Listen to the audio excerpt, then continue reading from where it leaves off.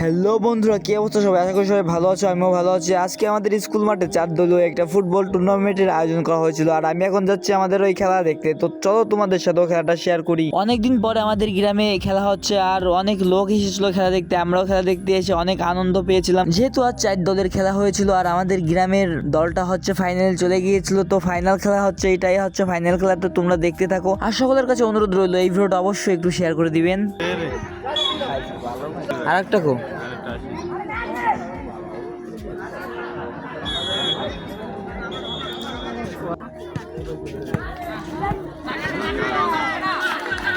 ইস ইস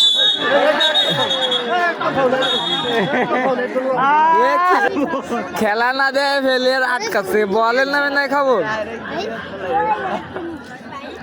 গোল দিয়ে বেড়া ভালো শট দেবে।